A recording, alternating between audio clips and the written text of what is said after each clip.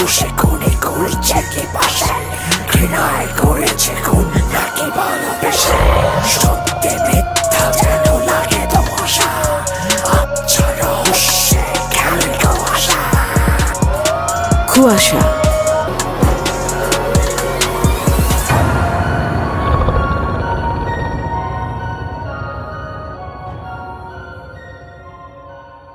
কুয়াশার প্রতিটি গল্পের চরিত্র, স্থান, কাল, ধর্ম, দল, সংলাপ ইত্যাদি সম্পূর্ণ কাল্পনিক এবং শুধুমাত্র বিনোদনের উদ্দেশ্যে লেখা।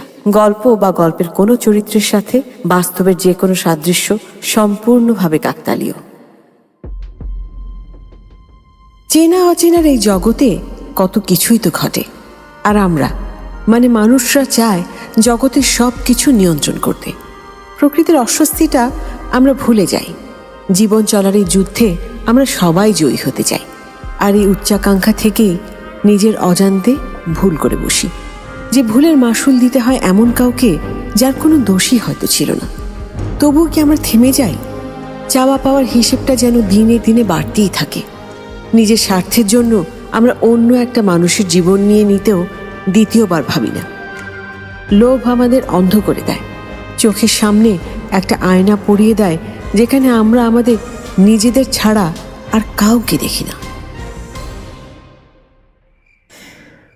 133/1 কলাবাগান, ফ্ল্যাট G3। হ্যাঁ, এটাই সেই বাসা। কে?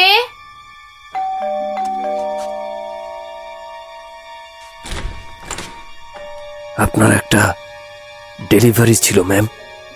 কিসের ডেলিভারি? আমি তো কিছু অর্ডার করিনি। তাহলে এই বাক্সটা কি করব?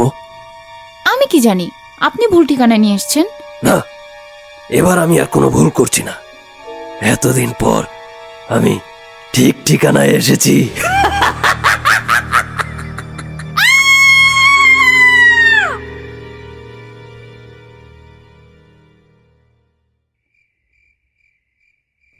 আম্মা, আপনার শরীরটা এখন কেমন? দেখি জ্বর আছে নাকি? সন্ধ্যার দিকে মনে হয় একটু জ্বর ছিল, এখন মাথাটা কেমন যেন ঝিম মেরে আছে। তুমি খেয়েছো রাতে? না, খেতে আর পারলাম কই। দেখি একটু উঠে বসো তো, ধরো আমাকে। মা, কোমরটা মোচড় দিয়ে উঠলো। থামো থামো, পানি খাও একটু, আমি তোমার ভাত মাখিয়ে আনছি।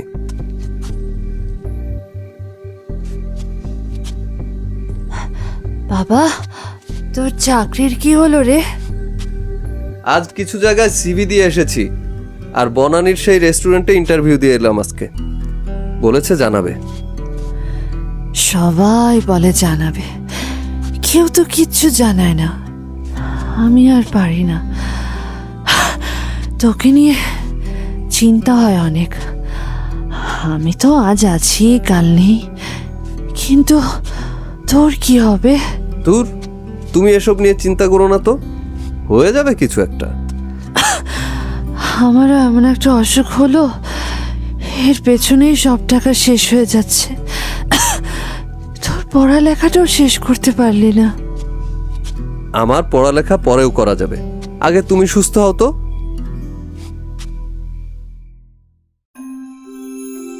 শফিক খুব সাধারণ পরিবারের একটা ছেলে।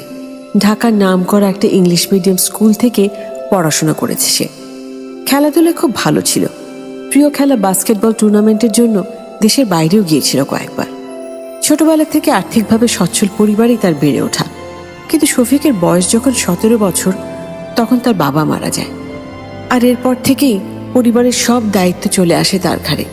বাবার অনাকাঙ্ক্ষিত মৃত্যুর পর শফিকের মা স্ট্রোক করে। প্রায় 1 সপ্তাহের মতো আইসিইউতে রাখার পর প্রাণে বেঁচে যায়। এরপর থেকে শফিকের মায়ের শরীরের অবস্থা ভালো না। বাবার অপমৃত্যু আর মায়ের চিকিৎসা, এই দুইটা দুর্ঘটনার ধাক্কা সামলাতে গিয়েই শফিকের পড়ালেখাটা থেমে যায়। কথা ছিল দেশের বাইরে গিয়ে পড়ালেখা করার, কিন্তু ভাগ্যের নির্মম পরিহাসে দেশের ভেতরে পড়ালেখা করার সুযোগটা সে পাচ্ছে না। 16 জুলাই 2030 সাল। গ্লোবাল ওয়ার্মিং আর বায়ু দূষণের ফলে শহরে টেকা দেয়। মানুষকে ভয়াবহ বায়ু দূষণের হাত থেকে একটু বাঁচাতে নোভারায় অক্সিজেন মাস্কের একটা বুদ্ধি বের করে এবং সেটা তৈরি করে বাজারে বিক্রি করতে শুরু করে। দেশের এই প্রথম এরকম একটা প্রোডাক্ট আসায় সবাই এটা খুব পছন্দ করে। নোভার বিজনেসও অনেক ভালোভাবে চলতে থাকে। কিন্তু 6 মাস পরে নোভার একটা কম্পিটিটর চলে আসে। বাজারে এসে নোভার চেয়ে ভালো বিজনেস করতে শুরু করে, যেটা নোভার জন্য হুমকি হয়ে দাঁড়ায়।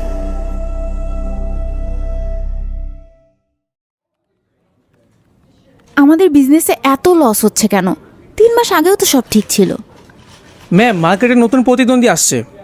এতদিন তো আমাদের এই বিজনেস ছিল একচেটিয়া, এখন তো আর সেটা নাই। কে সেই নতুন competitor? Ma'am, Arafat Ivan. O level শেষ করে লন্ডন চলে গিয়েছিল, 6 মাস আগে দেশে ফিরেছে। দেশে ফিরে এত বড় বিজনেস দাঁড় করে ফেললো? ম্যাম, কিছু মনে করবেন না, একটা কথা বলি।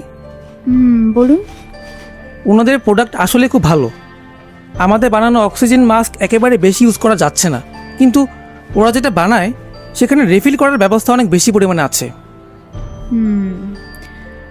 আচ্ছা, আমাদের ল্যাবের যে ম্যানেজার, উনি এই টেকনিকটা বের করতে পারবে না? ম্যাম, কামালের সাথে আমি অনেক আগে এই নিয়ে কথা বলেছি, কিন্তু উনি মনে হয় না পারবে। আমাকে সেরকমই বলল, তারপরও চেষ্টা করছে সে। ঠিক আছে, ওনার চেষ্টা শেষ হলে আমাকে জানাবেন। আরেকটা কথা ছিল ম্যাম। বলুন। আরাফাত ইভানের যে প্রোডাক্ট, সেগুলো ডিজাইন আসলে অনেক বেশি সুন্দর, মানে একটু ভিন্ন রকমের আর কি। আর যারা এখন ট্রেন্ড ফলো করে তারা ওগুলো বেশি অ্যাকসেপ্ট করছে। সুন্দর সুন্দর ছবি তুলে সোশ্যাল মিডিয়াতে দিতে পারে। আসলে বলতে চাচ্ছিলাম যে আমাদের মাস্কগুলোতেও কি এরকম ডিজাইন করা যায় কি না আসলে। ভেবে দেখব। আচ্ছা, আপনি এখন আসুন। জি ম্যাম।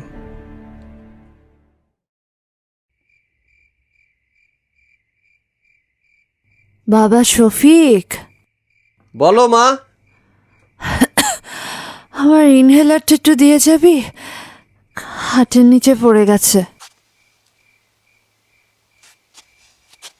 এই নাও। তুই আজ সারাদিন কোথায় ছিলি বাবা?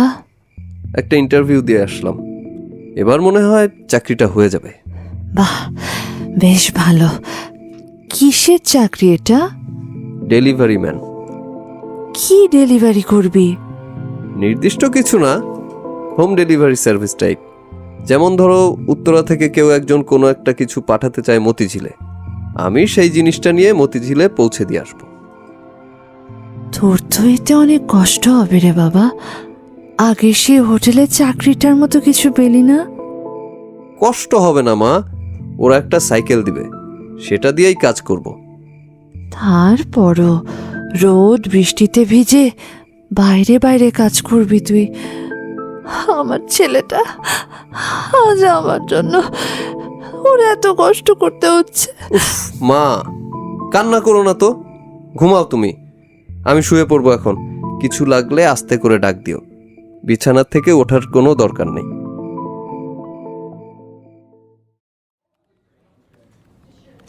মেহেদি সাহেব, ব্যবসার অবস্থা বলুন। Ma'am, not good. আগের যে লসটা হয়েছে সেটা এখনো কাটিয়ে ওঠা সম্ভব হয়নি। কেন? আমরা তো এখন সেই কি যেন ওই আরাফাত ইভানের চেয়েও ভালো ডিজাইন করছি। হ্যাঁ, এতে কিছুটা লাভ হয়েছে, কিন্তু ইভানকে টেক্কা দেওয়া সম্ভব হচ্ছে না। হচ্ছে না এই শব্দটা আমি শুনতে চাই না। আমাকে আজ পর্যন্ত কেউ হারাতে পারেনি। 2 দিনের ইভানও পারবে না। রিইউজেবল অক্সিজেন মাস্কের আপডেটটা কি? ম্যাম, ল্যাব ম্যানেজার এখনও চেষ্টা চালাচ্ছে। বাইরে থেকে কিছু কেমিক্যাল আনলে সে কাজটাও সে করতে পারবে, কিন্তু তাতে খরচ বোধহয় একটু বেশি পড়বে। ডাজন্ট ম্যাটার, ও যা চায় তাই ওকে এনে দাও। ইভানের ব্যাপারটা আমি দেখছি। জি ম্যাম।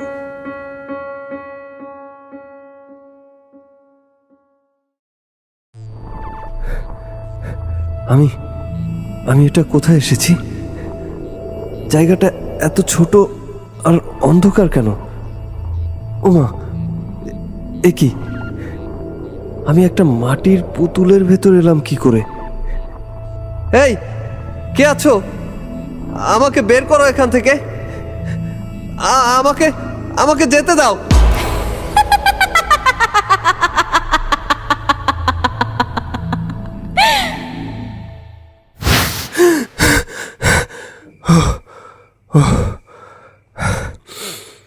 স্বপ্ন ছিল।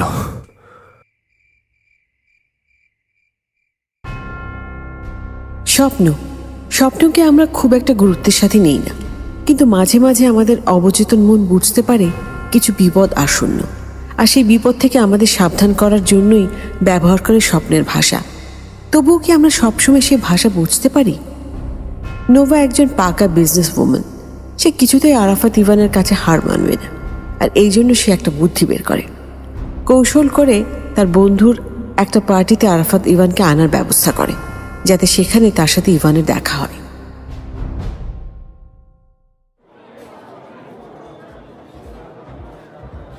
হাই, আপনাকে অনেকক্ষণ ধরে নোটিস করছি। তাই নাকি? আসলে আপনাকে ইগনোর করা খুবই কঠিন। আমার নাম Arafat Evan. Nova, nice to meet you Evan. ঢাকায় একটা বিজনেস আছে আমার। প্লিজ, কাজের কথা শুনতে ইচ্ছে করছে না এখন। আর আপনি কি করেন সেটা জেনে আমার বিশেষ কোনো লাভ নেই। বাহ, আপনি খুব straightforward, I like it. চলুন আপনাকে একটা ড্রিঙ্ক বানিয়ে খাওয়াই, মাই স্পেশাল রেসিপি। আমি এখন আর ড্রিঙ্ক করবো না, আমাকে নিজের গাড়ি ড্রাইভ করে বাসায় যেতে হবে। নো ওয়ারিজ, আমি আপনাকে ড্রপ করে দেব। তারপর আমার গাড়ির কি হবে? আমার ড্রাইভার আপনার বাসায় পৌঁছে দেবে। আপনি তো এই অল্প একটু সময় অনেক লম্বা প্ল্যান করে ফেলেছেন দেখছি। আমি কখনো প্ল্যান ছাড়া কিছুতে আগাই না। স্মার্ট। এই নিন আপনার ড্রিঙ্ক। Taste good. একটু সারপ্রাইজ হলাম। আমার সাথে থাকলে প্রতিনিয়ত এরকম ছোট ছোট সারপ্রাইজ পাবেন। আমার সম্পর্কে কিছু না জেনে আমার জন্য এত কিছু করছেন? কি হবে এত কিছু জেনে? এই মুহূর্তে আমার যা জানা দরকার তা জেনে গেছি, আর সময়ের সাথে সাথে বাকিটাও জেনে নেওয়া হবে। তা এই মুহূর্তে কি জানা দরকার আপনার? আজকে এই পার্টিতে আপনার চেয়ে সুন্দর আর কেউ নেই। আমি অনেক জেদি, বুঝলেন? সহজে আমি কাউকে সুন্দর বলি না, সহজে আমার কাউকে ভালোও লাগে না। তাই যদি কখনো কাউকে ভালো লাগে, বুঝে নিতে হবে সেই মানুষটা 10টা মানুষের চেয়ে অনেক আলাদা। আপনি দেখে আমাকে ইমপ্রেস করার অনেক চেষ্টা করছেন, কিন্তু দুঃখজনকভাবে বলতে হচ্ছে যে আপনার কোনো কথাতেই বিশেষ কোনো কাজ হচ্ছে না। আপনি কি এই মুহূর্তে কোনো রিলেশনে আছেন বা কারোর সাথে ইনভলভড? না। তাহলে আপনার মতো আমি অনেক জেদি, আমাকে ইমপ্রেস করা এত সহজ না। আজ আসি। Thanks for the offer to drop me, কিন্তু আমি নিজেই যেতে পারবো। আর শুনুন, আপনি ভালো ড্রিঙ্কস বানান। আমার বাসায় কোনো পার্টি অ্যারেঞ্জ করলে আপনাকে বারটেন্ডার হিসেবে হায়ার করব। আসবেন কিন্তু।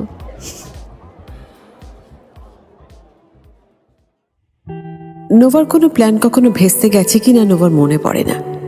ঠিক সেভাবে এবারের প্ল্যানটাও কাজে লেগে যায়। রাতের পার্টিতে ইভানের দৃষ্টি আকর্ষণ করাই ছিল নোভার আসল উদ্দেশ্য। সে ইভানকে চিনলেও ইভান নোভার আসল পরিচয় জানে না, আর এই সুযোগটাই সে কাজে লাগাতে চায়।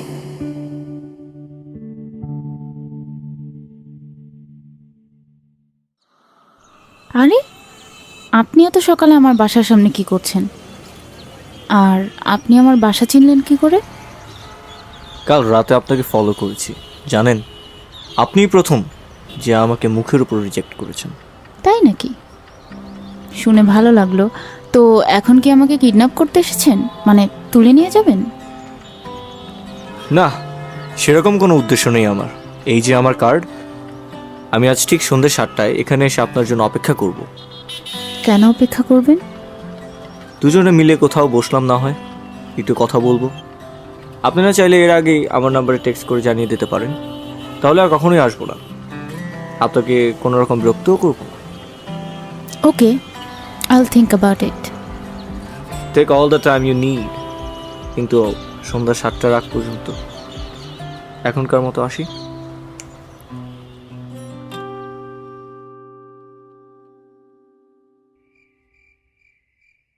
মা, তোমার শরীরটা তো ভালো মনে হচ্ছে না, জ্বরটা বেড়ে গেছে। তোমাকে নিয়ে কালকে একটু ডাক্তারের কাছে যেতে হবে। না, আমি ঠিক আছি। ডাক্তারের কাছে গেলেই টাকা খরচ। কিপটেমি ছাড়ো তো, টাকা নিয়ে তোমাকে ভাবতে হবে না। ওই টাকা দিয়ে বরং তুই একটা ভালো মন্দ বাজার করে নিয়ে আয়। কতদিন তুই একটু ভালো খাবার খাস না বাবা। আমিও তো এখন আর রান্না করার শক্তি পাই না। কি যে হলো আমার। মা, ভুলে গেছো আমার তো ডেলিভারি ম্যানের চাকরিটা হয়েছে, মোটামুটি ভালোই ইনকাম হয়। তুমি তোমার মাথা থেকে সব দুশ্চিন্তা বাদ দাও তো। তোর বাবাটা আজ থাকলে এসব কিছুই হতো না। শয়তানগুলা সামান্য সম্পত্তির লোভে তোর বাবাকে মেরে ফেললো।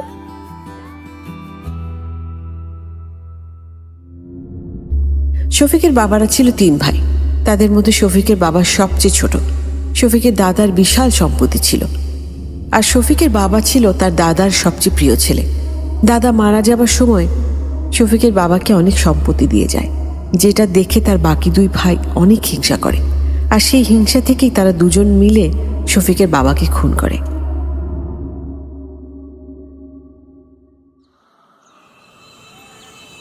Well, good to see you again. আমি ভেবেছিলাম আপনি হয়তো মানাই করে দেবেন। সেটাই চেয়েছিলাম, কিন্তু পরে কি মনে করে যেন ডিসিশন বদলালাম। যাক, ভালোই হয়েছে। আপনার সাথে কিছু সময় কাটানোর সুযোগ পেলাম। বলুন, আপনি কি আপনার কোনো পছন্দের জায়গায় যেতে চান, নাকি ওই সিদ্ধান্তটা আমার উপরই ছেড়ে দেবেন? চলুন দেখি আপনি কি প্ল্যান করে এসেছেন আজকে। তবে একটা কথা বলে রাখি, খুব বেশি মানুষদের গ্যাদারিং আমার ভালো লাগে না। তাহলে আপনার জন্য একটা পারফেক্ট জায়গা আছে আমার কাছে। উঠুন গাড়িতে। আমি বরং আমার গাড়িটা নিয়ে বের হই, আপনার পেছন পেছন ফলো করব। আপনি কি আমাকে বিশ্বাস করতে পারছেন না? না না, ব্যাপারটা আসলে সেরকম না। তাহলে এত কিছু না ভেবে উঠে পড়ুন। Don't worry, you will safe with me.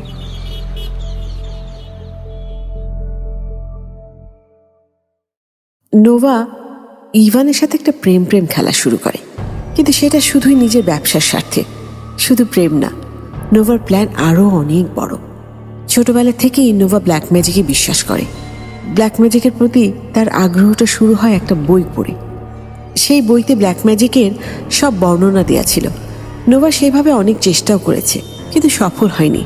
এরপর অনেক খুঁজে খুঁজে এমন একজনকে সে পেয়েছে যে টাকার বিনিময়ে কালো জাদু করে দেয়। নোভা এর আগে কখনো কারোর উপর এটা প্রয়োগ করেনি, কিন্তু এবার সে আরাফাত ইভানের উপর একটু টেস্ট করে দেখতে চায়।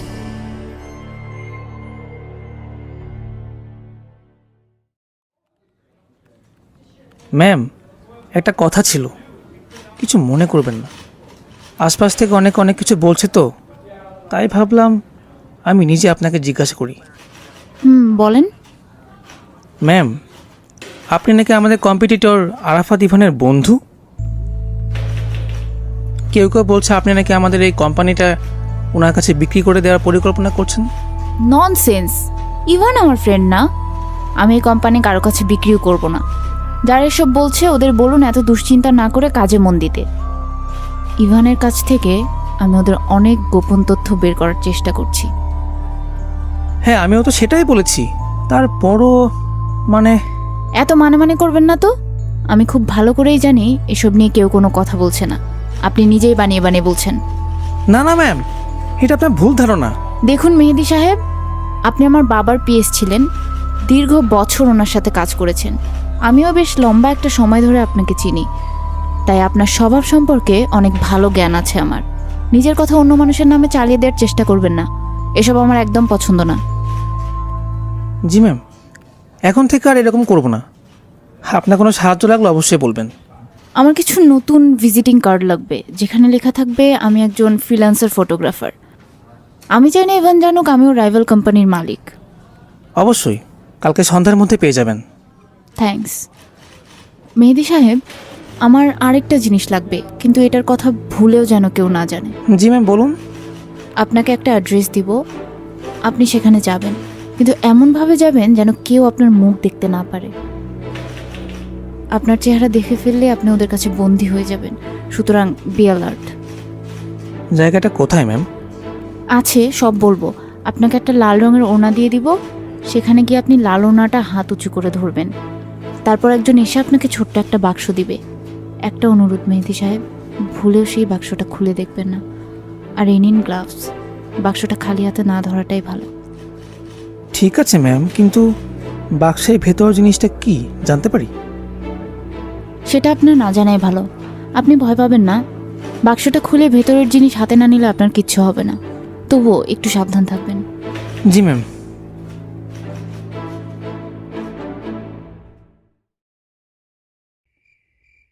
হ্যালো দোস্ত, তোকে আমার খুব দরকার। আম্মুর একটা বড় অপারেশন করাতে হবে। 1 মাসের মধ্যে না হলে আম্মুকে বাঁচানো যাবে না। অপারেশনের জন্য 1.5 লাখ টাকা লাগবে। তোর কাছে তো কখনো কিছু চাইনি। এই টাকাটা আমাকে একটু ধার দিতে পারবি? আমি যত তাড়াতাড়ি সম্ভব ফেরত দিয়ে দেব। ও, তোর কাছে নেই? আচ্ছা, অল্প কিছু হবে, বাকিটা না হয় আমি ম্যানেজ করে নিব। ও, সেটাও হবে না। আচ্ছা ঠিক আছে দোস্ত, থ্যাঙ্কস।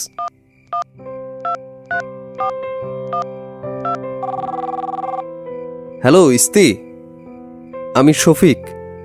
খুব একটা দরকারে তোকে ফোন করলাম।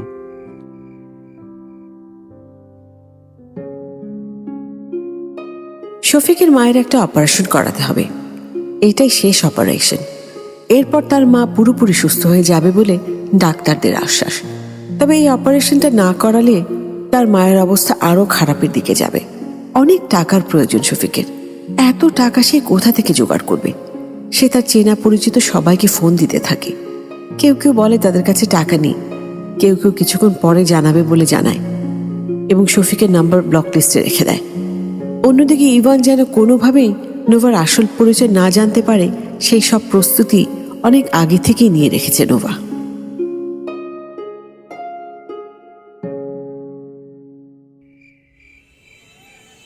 আপনাকে যতই দেখি ততই ভালো লাগে। আচ্ছা, এতদিন হয়ে গেল, কিন্তু আপনি কি করেন সেটাই তো জানা হলো না। আমি একজন ফ্রিল্যান্সার ফটোগ্রাফার। এই ঘুরে ঘুরে পশু পাখির ছবি তুলি। এই নিন আমার কার্ড। বাহ, আমার ফটোগ্রাফি করার খুব শখ ছিল। পড়ালেখা আর কাজের ব্যস্ততায় সময় হয়ে ওঠেনি। আপনার ইচ্ছেটা যদি আসলেই থাকতো তাহলে কিন্তু হাজার কাজের মাঝেও আপনি সময় করে নিতে পারতেন। তা অবশ্য ঠিক। ম্যান, আপনার সাথে কথায় পারা যায় না। হে নারী, তুমি সত্যি মহান। ঠাট্টা করছেন? করলাম না হয় একটু। আপনার তোলা কিছু ছবি দেখালে খুব খুশি হব। শিওর, এখনই দেখাচ্ছি।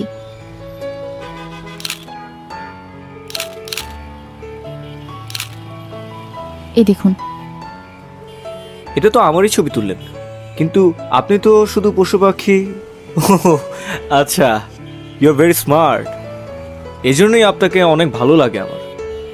আপনি সবসময় কিছু না কিছু দিয়ে আমাকে একবারে চমকে দেন। গুড। এখন পর্যন্ত আমার সাথে এটা খুব কমই হয়েছে। বুঝলাম। কি বুঝলেন? আপনি অনেক অপ্রাসঙ্গিক কথা বলেন, যেগুলো বলার কোনো প্রয়োজন নেই। ঠিক আছে, এবার তাহলে কিছু প্রাসঙ্গিক কথা বলি। আপনার মতো এত সুন্দর স্মার্ট একটা মেয়ে এখনো সিঙ্গেল কিভাবে? এমন কাউকে খুঁজে পাইনি যে আমাকে ডিজার্ভ করে। ওকে, আশা করি খুব জলদি আপনি তাকে পেয়ে যাবেন। আমারও তো তাড়াহুড়ো নেই, না পেলেও কিছু যায় আসে না। কেন? আমার যা দরকার তা তো পেয়েই যাচ্ছি। আমার যা দরকার বা আমি যা চাই সেটা কিন্তু এখনো পাচ্ছি না। একটা প্রবাদ আছে, সবুরে মেওয়া ফলে। সবুর করছি, আশা করছি সেই মেওয়া ফলে যাবে। এত তাড়াহুড়ো কিসের? কোনো একটা কারণ তো অবশ্যই আছে।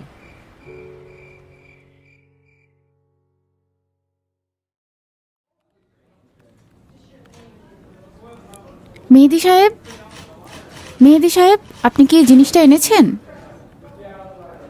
জি ম্যাম, এনেছি। খুব সুন্দর একটা র্যাপিং বক্সের মধ্যে আছে। দেখি, নিয়ে আসেন তো আমার কাছে। ম্যাম, এটা আপনার ড্রয়ারে রাখা আছে। ও আচ্ছা আচ্ছা, thank you.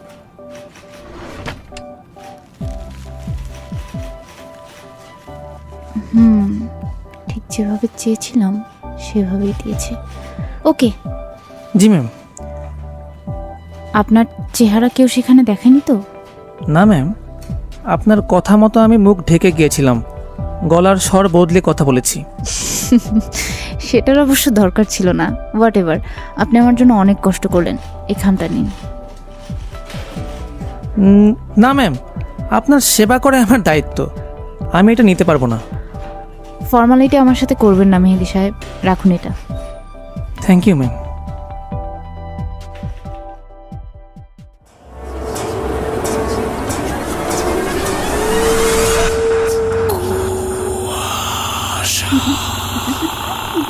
Brought to you by Igloo Ice Cream, a world of great taste. চলে এসেছে নোভার উপহার, যে উপহার নোভা ইভানকে দেবে। এই একটা উপহারের জন্য অনেক দিন ধরে অপেক্ষা করেছিল সে, কিন্তু এই উপহারের বাক্সটাতে কি আছে সেটা জানতে আর একটু ধৈর্য ধরতে হবে। ডেলিভারি ম্যানের চাকরিটা পেয়ে শফিকের কিছুটা লাভ হয়েছে, ইনকামও ভালোই হয়, কিন্তু শফিকের মাথায় এখন একটাই চিন্তা, মায়ের অপারেশনের টাকা এখনো জোগাড় হয়নি, হাতে খুব বেশি সময়ও নেই, নিজে না খেয়ে অল্প অল্প করে টাকা বাঁচাচ্ছে। তবুও যদি মাটা বেঁচে যায়, এই মুহূর্তে শফিকের পরিবার বলতে শুধু তার মাই আছে।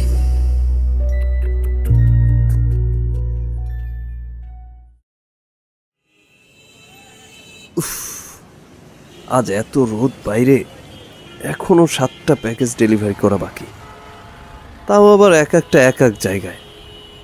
আজকের মধ্যে সব শেষ করতে পারবো কিনা বুঝতে পারছি না। গলাও শুকিয়ে আসছে।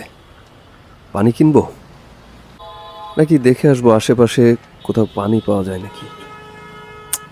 পানি কিনতেই তো কতগুলো টাকা চলে যাবে। এলো, খা, মন ভরে পানি খা।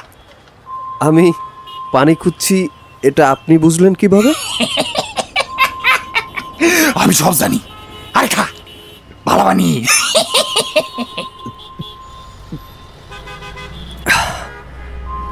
ধন্যবাদ। বাবাজি শোন, তুই এই চাকরিটা ছাইরে দে, তোর সামনে মহা বিপদ। কি যাতা বলছেন আপনি? আমার কথা শোন, নাহলে তোর খারাপ আছে। তোর কপালে একটা কালা দাগ, ওই কালা দাগ মুছবো না, ওই দাগ সহজে মুছে না। দেখি, আমাকে যেতে দেন, সরে দাঁড়ান আমার সামনে থেকে। বাড়ি যা, 1 মাস বাড়ির থাকা বাইরে হবি না, কারো চেহারা দেখবি না, কেউ কিছু দিলে নিবি না। দাগ, কালা দাগ তোর কপালে, মুচ্ছা যাইতে দে, তারপরে বাইর হইস। কি সব পাগল ছাগল, কি বলে না বলে, ধ্যাৎ, মেজাজটাই খারাপ করে দিল। এই যে ভাইয়া, 35 নম্বর বাড়িটা কোন দিকে বলতে পারেন?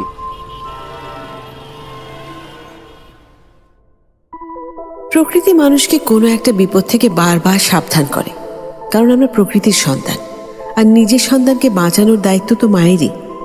শফিকের যে আসন্ন বিপদ সেটা শফিক বুঝতে পারছে না, তাই তাকে সাবধান করে দেওয়ার আপ্রাণ চেষ্টা করা হচ্ছে। তবুও কি কোনো লাভ হবে?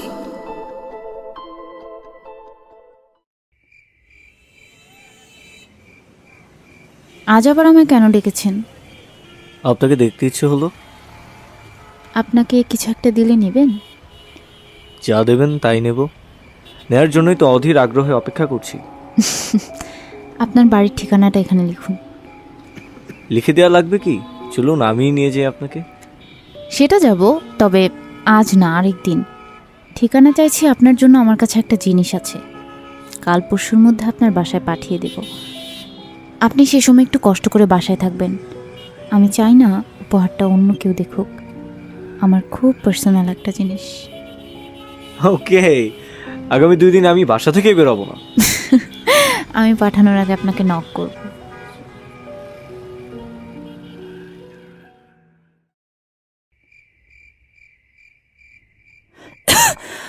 বাবা, টাকা জোগাড় করতে তোর অনেক কষ্ট হচ্ছে, তাই না? তুমি চিন্তা করো না তো মা, সব ব্যবস্থা হয়ে যাবে। এই অপারেশনটা না করলে মনে হয় না খুব বেশি ক্ষতি হবে। তুই টাকার চিন্তা বাদ দে তো বাবা, আমি অপারেশন করাবো না। আরে তুমি কি পাগল? এই অপারেশন না করালে তুমি মারাও যেতে পারো। আমি সেটাই চাই। কি হবে আর বেঁচে থেকে? তোর ঘাড় থেকে বড় একটা বোঝা নেমে যাবে। তুমি কখনোই আমার ঘাড়ের বোঝা না। আমি টাকার ব্যবস্থা করছি, আরও তো কিছুদিন সময় আছে হাতে। ধার নিচ্ছিস? এই ধার শোধ করবি কিভাবে? আরে তুমি চিন্তা করো না, আস্তে আস্তে সব হয়ে যাবে। তুমি একটু কষ্ট করে উঠে বসো, আমি তোমাকে খাইয়ে দিচ্ছি।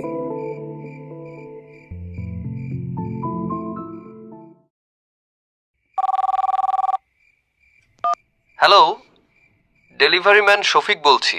জি বলুন। আপনার একটা প্যাকেজ পার্সেল করার জন্য রিকোয়েস্ট করেছিলেন। আমি আপনার দেয়া ঠিকানায় চলে এসেছি, কিন্তু কেউ দরজা খুলছে না। আপনি বাসায় আসার আগে আমাকে একটা ফোন দিয়ে আসবেন না? যাই হোক, আমি তাড়াহুড়োর মাঝে ঠিকানাটা ভুল লিখেছি। আমি আপনাকে আরেকটা ঠিকানা পাঠাচ্ছি। আপনি আজ রাত ঠিক 11:15 সেখানে থাকবেন। একটু চেক করুন তো আপনি ঠিকানাটা পেয়েছেন কিনা। জি, মাত্র পেলাম, কিন্তু এটা তো একটা রাস্তায়। হ্যাঁ, আপনি সেই রাস্তার মাথায় গিয়ে দেখবেন একটা কৃষ্ণচূড়া গাছ আছে, সেই গাছের নিচে দাঁড়াবেন। ম্যাম, একটা কথা জিজ্ঞেস করার ছিল। জি বলুন। আমি কোনো ইলিগ্যাল কিছু ডেলিভারি করতে পারবো না, এটা আমাদের পলিসির বাইরে। নিশ্চিন্ত থাকুন, এটা ইলিগ্যাল কিছু না। আরেকটা কথা, হ্যাঁ বলুন। রাত 11টার পর তো আমাদের ডেলিভারি করার কোনো নিয়ম নেই। ডোন্ট ওয়ারি, এটার জন্য আমি আপনাকে এক্সট্রা চার্জ করব। ঠিক আছে। সময় মতো ঠিক জায়গায় চলে আসবেন, দেরি করবেন না কিন্তু।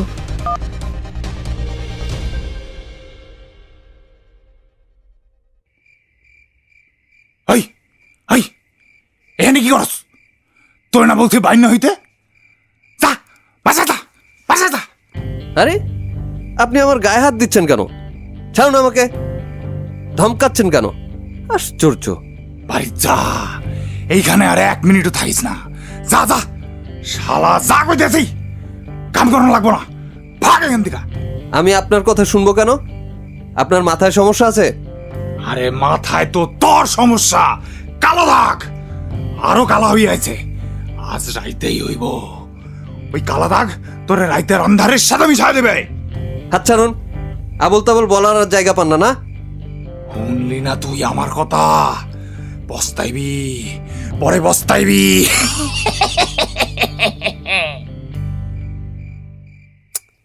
প্রতিদিন কই থেকে যে চলে আসে এই পাগল।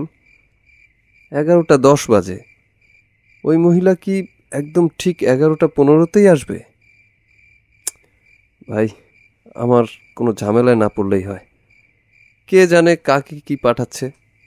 এরকম একটা নির্জন জায়গায় আসতে যে কেন বললো, এক্সট্রা চার্জ দিবে বলেছে। মনে হচ্ছে আজকে একটু ভালো কামাই হবে। উফ, এত মশা এখানে। ও ভালো কথা, সাকিবকে একটা ফোন দেই। ও বলেছিল কাল টাকা দেবে। হ্যালো সাকিব, কেমন আছিস? আচ্ছা, টাকাটা কি আমি কাল নিতে আসব? কিন্তু তুই তো বললি তোর কাছে আছে। ও, খরচ করে ফেলেছিস? নতুন গাড়ি কিনেছিস? বাহ, খুব ভালো। আচ্ছা রাখি রে, ভালো থাকিস। না না, সরি বলার কিছু নেই, আমি কিছু মনে করিনি। বাই। শালা, আমি এইদিকে আমার মায়ের অপারেশনের জন্য টাকা খুঁজে মরছি, আর উনি নতুন গাড়ি কিনেছে। আগেরটা নাকি পুরান মডেলের ছিল। কলেজে থাকতে দিব্যি আমার বাপের গাড়িতে চড়েছে, আর আজ নিজের গাড়ি নিয়ে ভাবে বাঁচে না। তাহলে এখন আম্মুর অপারেশনের টাকাটা কোথা থেকে জোগাড় করব? চেনা জানা সবার কাছেই তো খুঁজলাম, কারো কাছেই টাকা নেই। কি অদ্ভুত।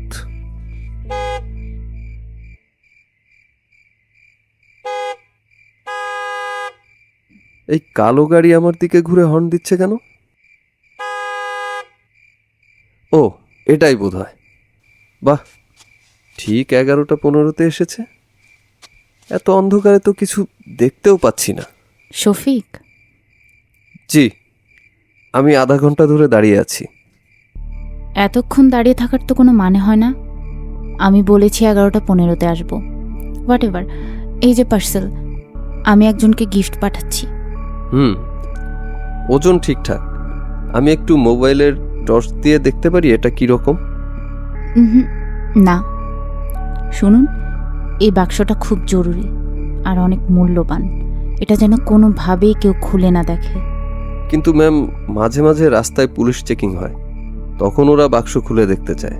পুলিশ চেক করতে চাইলে আপনি আমাকে ফোন দিবেন, আমি পুলিশের সাথে কথা বলবো। বা ম্যাডাম, অনেক বড় মানুষ মনে হচ্ছে। কি বললেন? না, কিছু না। খুব সাবধানে এটা নিয়ে যাবেন। আরাফাত ইভান নামে একজন ভদ্রলোকের হাতে দিবেন। এই যে এই ছবিটা দেখুন, লোকটা দেখতে এরকম। আমি কিন্তু আবারও বলে দিচ্ছি, জিনিসটা খুবই ইম্পর্টেন্ট। এটা আরাফাত ইভানের হাতেই দিবেন। একমাত্র আরাফাত ইভান ছাড়া আর কেউ যাতে এই প্যাকেটটা না খোলে। এই নিন খাম, এখানে এক্সট্রা চার্জ আছে আপনার। ঠিক আছে।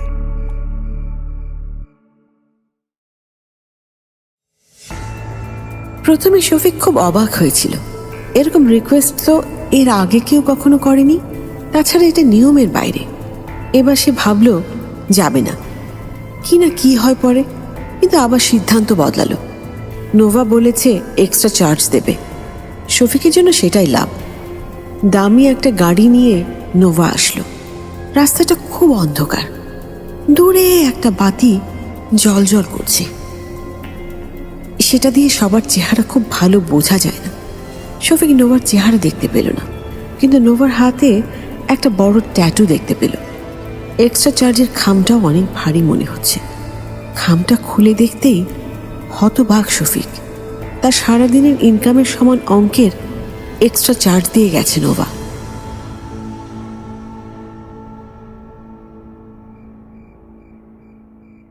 হ্যালো, ইভান বলছেন? তোমার ফোনের অপেক্ষায় জেগে আছি সারা রাত।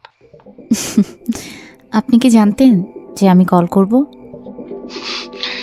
আমি সব জানি, তো বলুন কি কারণে আমার কথা মনে পড়লো? একটা উপহার পাঠিয়েছি আপনাকে, কিছুক্ষণের মধ্যেই পৌঁছে যাবে।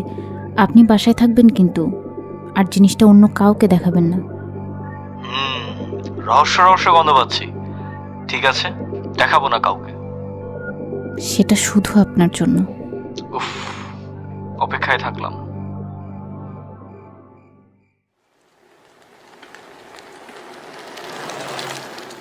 বাড়ি নম্বর 25/ক। হ্যাঁ, এটাই সেই বাড়ি, ফ্ল্যাট নম্বর 6B। এটা তো মনে হচ্ছে 6 তলায়।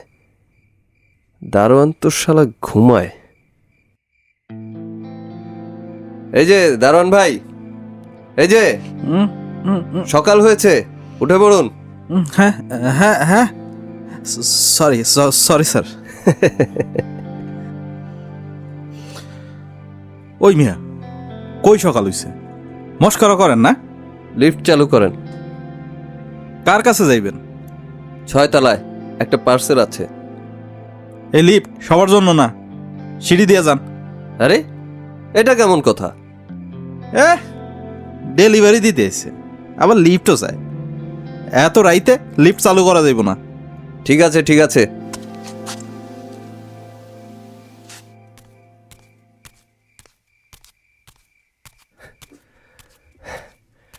উফ, কয় তলায় উঠলাম? মাত্র 3। জিনিসটা এত ভারী হয়ে যাচ্ছে কেন আস্তে আস্তে? কি দিল কে জানে। এত দরকারি কি হতে পারে? দামি কিছু মনে হয়, কিন্তু সেটা কি হতে পারে?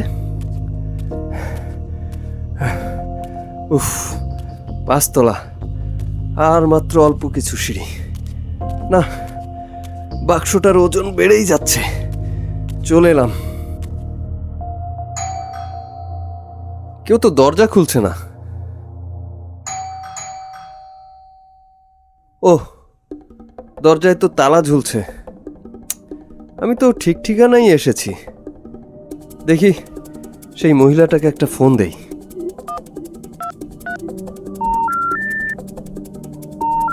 আশ্চর্য, ফোন বন্ধ করে রাখলো কেন?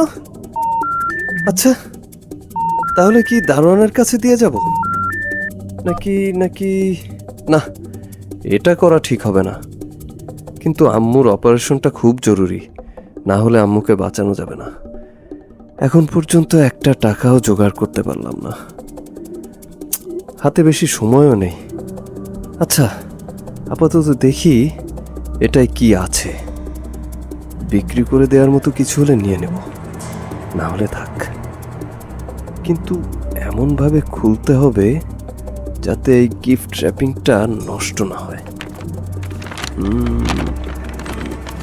এই তো খুলেছে। ধ্যাৎ, এটা তো একটা মাটির মূর্তি, এটা বেচে তো 10 টাকাও পাবো না।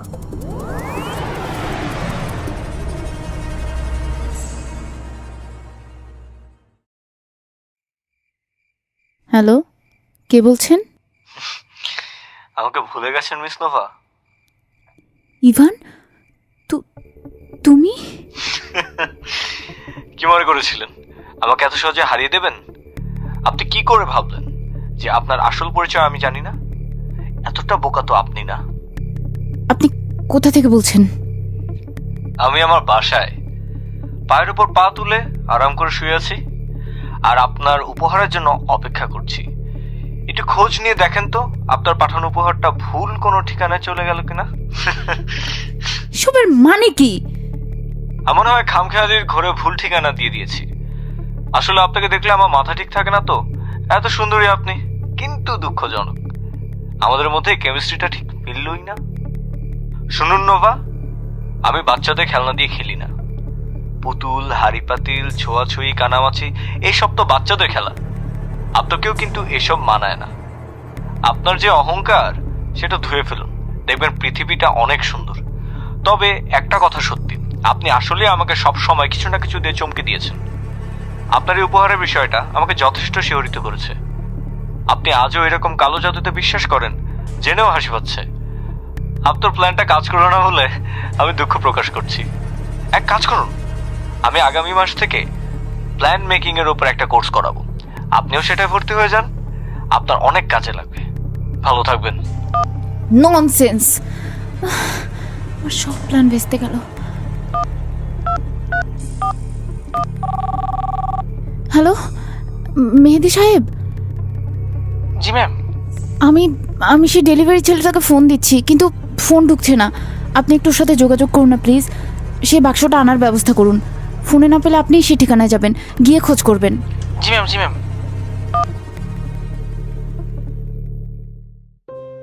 এই প্রথম নোভার কোনো প্ল্যান ভেস্তে গেল।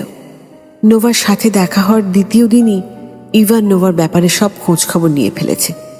এতদিন শুধু কিছু না জানার ভান করেছিল। সবকিছু জেনে প্রচণ্ড রেগে যায় নোভা। সাথে সাথে তার অ্যাসিস্ট্যান্ট মেহেদিকে পাঠায় সে বাড়িতে। যা হবার হয়ে গেছে। পুতুলটা হয়তো ইভানের বাসার দরজার সামনে আছে, না হয় শফিক নিয়ে গেছে। এখন সে পুতুলটা উদ্ধার করতে হবে। অন্য কেউ পুতুলটা নিজ হাত দিয়ে ধরে ফেললে তার উপর গিয়ে পড়বে পুতুলের অভিশাপ। সেই বাড়ির দারোয়ানটাও অনেক খামখেয়ালি। সে শফিককে বাড়ির ভেতর ঢুকতে দেখেছে, কিন্তু বাড়ি থেকে বের হতে দেখেনি। ভেবেছিল হয়তো রাত করে বাসায় থেকে গেছে। মেহেদি উপরে উঠে কোথাও শফিককে খুঁজে পায় না। শুধু 4 তলার সিঁড়িতে শফিকের ফোন পায়। সেটা একটু পরপরই শফিকের মা ফোন দিচ্ছে। রাত অনেক হয়ে গেছে, ছেলে এখনো বাসায় ফেরেনি।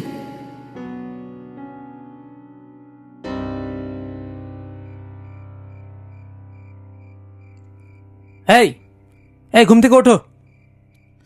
কে কে আপনি? কারে চান? একটা ছেলে আসছিল পার্সেল ডেলিভারি করতে। কোথায় সেই ছেলেটা? ও হ, আইছিল তো। উপরে উঠছিল একবার, কিন্তু নিচে আর নামে নাই। নিচে নামেনি?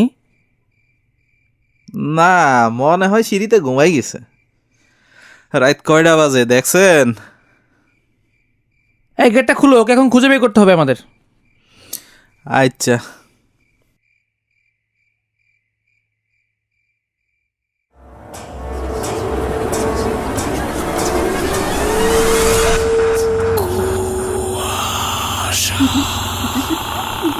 Brought to you by Igloo Ice Cream, a world of great taste. জি মেহেদি সাহেব, বলুন।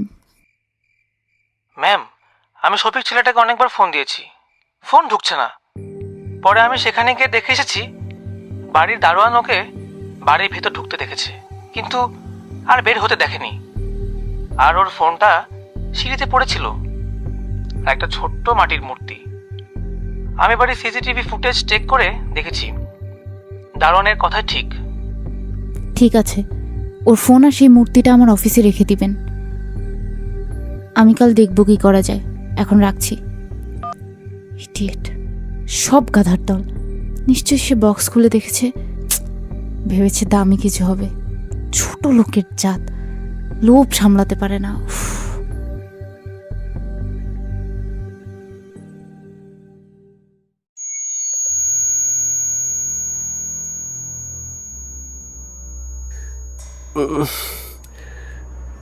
আমি কি এতক্ষণ ঘুমিয়েছিলাম? কোথায় আছি আমি? সব কিছু এমন অন্ধকার কেন? আমি কোথায়?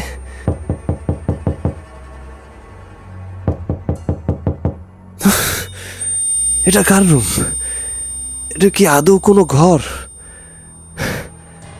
না, নাকি আমি কোনো একটা ঘোরের মধ্যে আছি? এখানে তো কোনো দরজা নেই। আমার আমার সব জিনিস কোথায়? আরে, আমার ফোন কোথায়? আম্মুকে ফোন করতে হবে। আমার জন্য হয়তো না খেয়ে বসে আছে।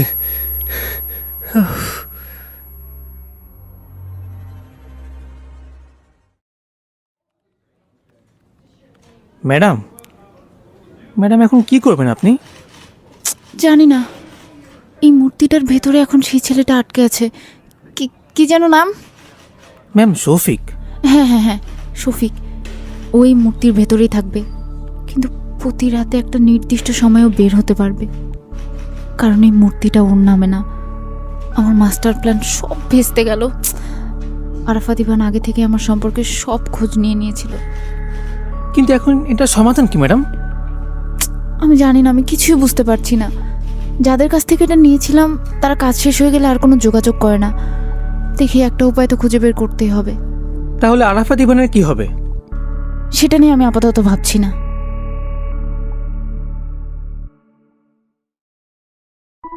অনেক বড় একটা ভুল করে ফেলেছে শফিক। নোভা ইভানের জন্য যে উপহারটা পাঠিয়েছিল সেটা ছিল অভিশপ্ত। সেই পুতুল হাতে নেওয়ার সঙ্গে সঙ্গেই সেই ব্যক্তির সত্তা বন্দী হয়ে যাবে পুতুলের ভেতরে, আর কেউ কখনো তাকে খুঁজে পাবে না। শফিক ভেবেছিল এই বাক্সে হয়তো দামি কিছু আছে যেটা বিক্রি করে তার মায়ের অপারেশনের পুরো টাকা উঠে আসবে। কিন্তু শফিক এখন একটা পুতুলের ভেতর বন্দী। ছোট্ট একটা 100 বছরের পুরনো অভিশপ্ত পুতুল। বছরের পর বছর এই পুতুল ব্যবহার করা হয়ে আসছে এক একটা মানুষকে প্রাণে না মেরেও তার অস্তিত্ব নিশ্চিহ্ন করে দেওয়ার জন্য। শফিক এখন সেটা বন্দী, কিন্তু প্রতি রাতের একটা নির্দিষ্ট সময় সেখান থেকে বের হতে পারে। তাকে কেউ দেখতে পায় না। শফিকের মনে এখন শুধুই প্রতিশোধের তৃষ্ণা।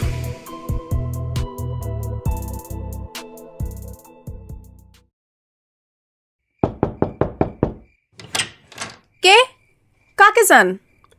আপনি একটা পার্সেল পাঠাইছিলেন, সেই লোক বাসায় নাই, তাই ফেরত দিতে আসলাম। কি বলেন? আমি তো কাউকে কিছু পাঠাই নাই। না, আপনিই পাঠাইছেন। ঠিকানা ভুল না। ওফো, ভুল ঠিকানা এসেছেন। দেখি, সরে দাঁড়ান, আমি দরজা লাগাবো। এই ব্যাগে কি আছে একটু দেখবেন? হ্যাঁ,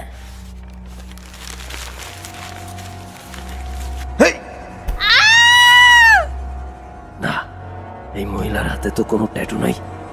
ভুল ভুল ভুল, একটা দুইটা তিনটা ভুল। ভুল মানুষের লাশ।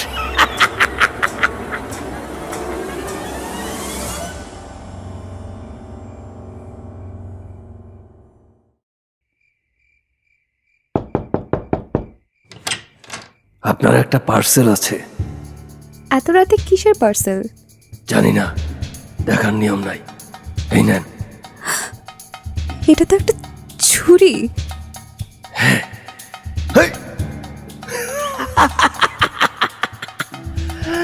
না, এটাও ভুল। ভুল ঠিকানা, ভুল উপহার।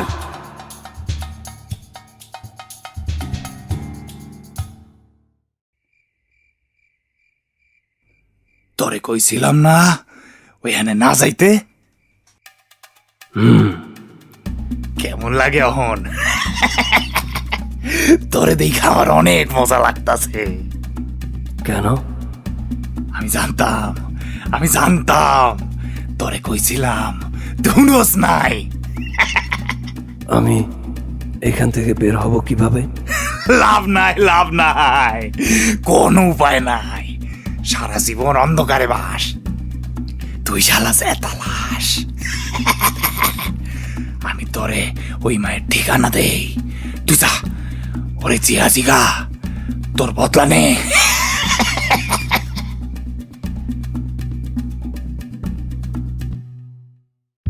সেদিন রাতে শফিক নোভার চেহারা ঠিকমতো দেখতে না পারায় বারবার শুধু ভুল মানুষকে খুন করতে হচ্ছে তার। শফিক ভাবছে নোভাকে মারতে পারলেই সে মুক্তি পাবে, তাই সে হন্যে হয়ে খুঁজে যাচ্ছে, খুঁজছে নোভাকে রাতের পর রাত, দিনের পর দিন, কিন্তু খুঁজে কি পাবে? শুধু হাতে ট্যাটুটা মনে আছে। বারবার ভুল করতে ভালো লাগে না শফিকের। অবশেষে নোভাকে খুঁজে পায় শফিক। অনেক দিনের অপেক্ষা আজ শেষ হবে। আজ নোভাকে খুন করে ওর রক্ত নিজের কপালে মেখে শফিক আবার ফিরে আসবে তার স্বাভাবিক জীবনে। তবে সবকিছু খুব সূক্ষ্ম হতে হবে, কোনো ভুল হওয়া চলবে না। একবার ভুল হলেই আর মুক্তি মিলবে না শফিকের। আচ্ছা, যদি কোনো কারণে নোভাকে খুন করার পরও শফিকের মুক্তি না মেলে?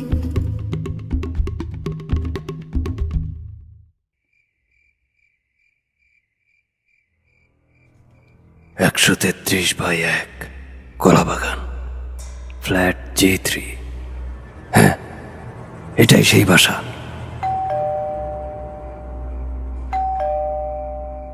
কে? আপনার একটা ডেলিভারি ছিল ম্যাম। কিসের ডেলিভারি? আমি তো কিছু অর্ডার করিনি। তাহলে এই বাক্সটা কি করব? আমি কি জানি, আপনি ভুল ঠিকানায় এসেছেন। না, এবার আমি আর কোনো ভুল করিনি। এতদিন পর আমি ঠিক ঠিকানায় এসেছি। দেখুন, আমার এতে কোনো দোষ নেই। আমি ইচ্ছে করে এরকম করিনি। আমি আপনাকে বারবার মানা করেছি, বলেছি বাক্সটা যেন কেউ না খোলে। আমাকে কিছু করবেন না প্লিজ। আমাকে মুক্তি দে, আমি আর পারি না। অন্ধকার, সব অন্ধকার লাগে। তেষ্টা পায় অনেক, খুন, রক্তের তেষ্টা। আছে রক্ত থাকলে দে দে। কানবি না, তোর এই কান্দন আমার ভাল লাগে না।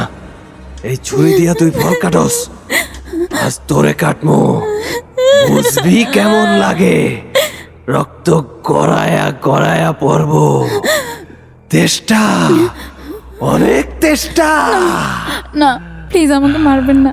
আমি আপনার জন্য যে কোনো কিছু করতে রাজি আছি।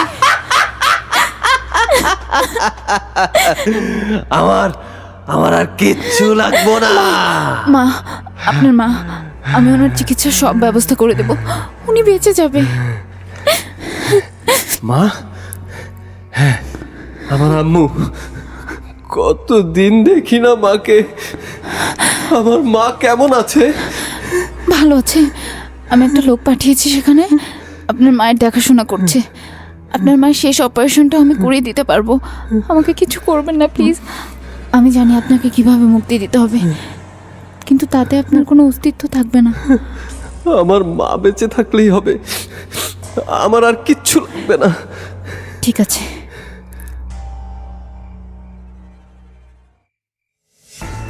নোভাকে খুন করলেও শফিক মুক্তি পাবে না।